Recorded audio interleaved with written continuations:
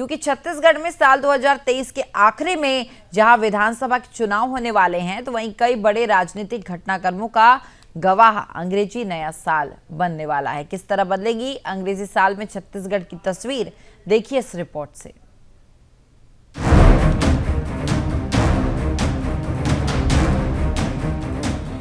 छत्तीसगढ़ में 2023 का साल बहुत महत्वपूर्ण होने वाला है, क्योंकि अंग्रेजी के इस नए कैलेंडर में जहां छत्तीसगढ़ में 90 विधानसभा सीटों में चुनाव होने वाला है, वहीं पिछले 4 सालों से सत्ता में बैठी हुई कांग्रेस पार्टी एक बार फिर अपने सत्ता में वापसी के लिए एड़ी चोटी का जोर लगाती नजर आएगी। इसके अलावा 15 साल से सत्ता का सुख भोगने वाली बीजेपी पिछले 4 सालों से छत्तीसगढ़ में सत्ता से बाहर है।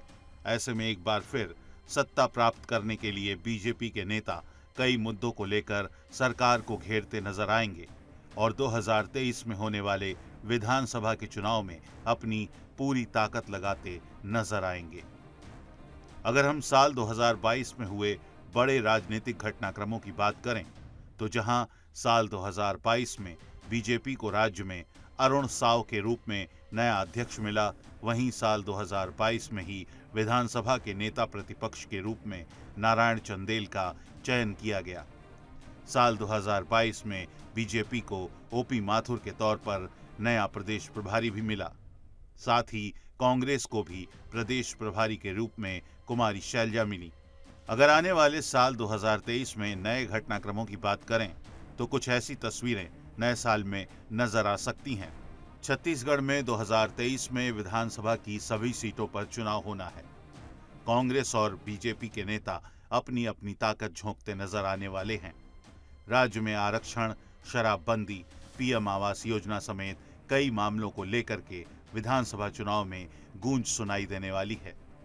हिंदुत्व और राष्ट्रवाद के मुद्दे पहली बार के चुनाव में जोर शोर से नजर आने वाले हैं। साथ ही साल 2023 में बीजेपी और कांग्रेस दोनों ही दलों में प्रत्याशियों के रूप में नए चेहरों को अवसर मिल सकता है। ये ऐसे मुद्दे हैं जिनकी गूंज विधानसभा चुनाव के दौरान सुनाई देगी। छत्तीसगढ़ में सोशल मीडिया के क्षेत्र में काम करने वाले बताते हैं कि छत्तीसगढ़ में अनेक परिवर्तन निश्चित रूप से देखे जाएंगे। इस समय जो स्थिति हिंदुओं की छत्तीसगढ़ में वो बहुत खराब है। लोग हिंदुत्व को प्रायोरिटी में लेने लगे हैं। हर चीज़ उनके लिए हिंदुत्व के नज़रिए से देखा जाता है कि कहीं पर भी हिंदुत्व का अपमान अब बर्दाश्त नहीं है। आप कुछ भी बोल के चले जाएं, कुछ भी हिंदुत्व के खिलाफ बोल जाएं, ऐसा संभव नहीं है।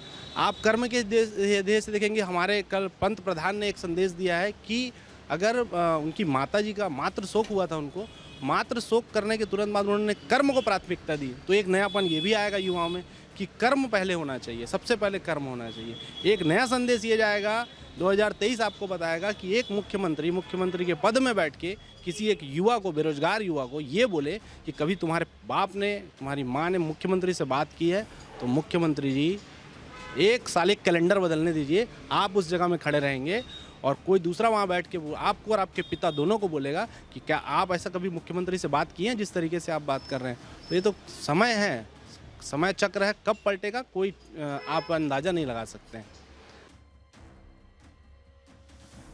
2023 में जहां छत्तीसगढ़ में विधानसभा के चुनाव होंगे, वहीं कांग्रेस हाथ से हाथ जोड़ों समेत अनेक कार्यक्रम के जरिए अपनी उपलब्धियों को लेकर लोगों के बीच जा रही है।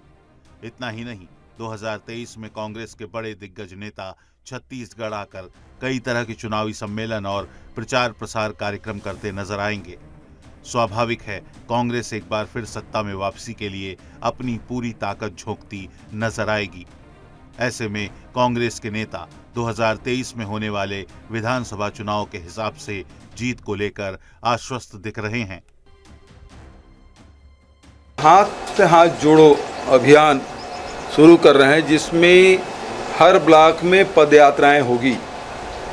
राहुल जी का संदेश, कांग्रेस का संदेश, हमारी विचारधारा और जहां हमारी सरकारें हैं वहां हमारी सरकार की उपलब्धि लेके पदयात्रा करेंगे। कल कुमारी शैलजा जी हमारी प्रभारी आई हुई थी और उन्होंने दिन भर बैठक करके सब समीक्षा की विस्तारित कार्यकारिणी की भी बैठक हुई, फिर ब्लॉक अध्यक्षों की बैठक हुई और निर्देश यही है कि हर ब्लॉक में हमारे पद यात्रा होंगे प्रतिदिन 10 किलोमीटर। मतलब एक दिन में अब 307 हमारे ब्लॉक हैं तो 3000 किलोमीटर की पद यात्रा प्रतिदिन विभिन्न स्थानों पे होगी और इसके माध्यम से सारी बातें पहुंचाई जाएगी। सर एक तरफ जहां सोशल मीडिया इन्फ्लुएंसर राज्य में 2023 में कई बड़े सामाजिक मुद्दों के असर की बात कर रहे हैं, वहीं कांग्रेस को विश्वास है कि अपनी सरकार के कार्यकाल की बदौलत वे एक बार फिर से सत्ता में वापसी करेगी। वहीं दूसरी ओर बीजेपी के वार्ड स्तर में काम करने वाले बीजेपी के नेता बताते हैं कि कांग्रेस ने जिस तरह से धर्मांतरण को बढ़ावा दिया है उससे छत्तीसगढ़ की जनता कांग्रेस को अवश्य सबक सिखाएगी। आप कांग्रेस सरकार को देखिए, चाहे पंजाब में देख लीजिए, चाहे चन्नी का उदाहरण देख लीजिए, वो कन्वर्टेड क्रिश्चियन थे।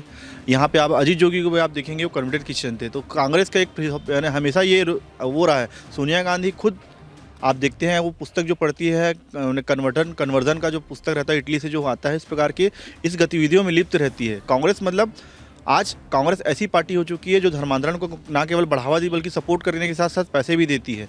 आप सभी जगह देख लीजिए, जो कांग्रेस में जो भी पद पाता है, चाहे वो AK एंटनी हो, चाहे छत्तीसगढ़ में चाहे सचिव हो, बैग जो पीछे के माध्यम शासन इन्हीं लोग चलाते हैं, कन्वर्टेड लोग।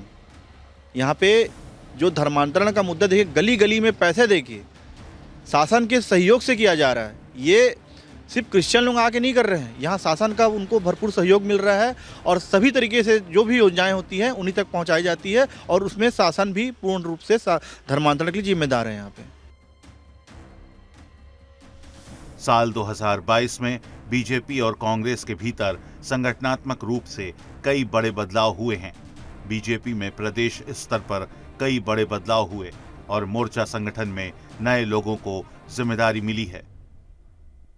वहीं कांग्रेस में भी आने वाले दिनों में बदलाव की गूंज सुनाई दे रही है।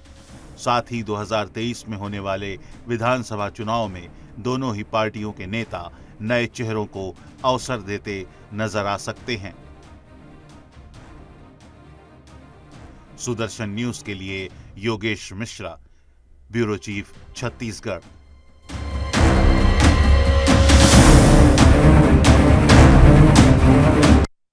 एक ब्रेक के लिए देखते रहिए सुदर्शन न्यूज।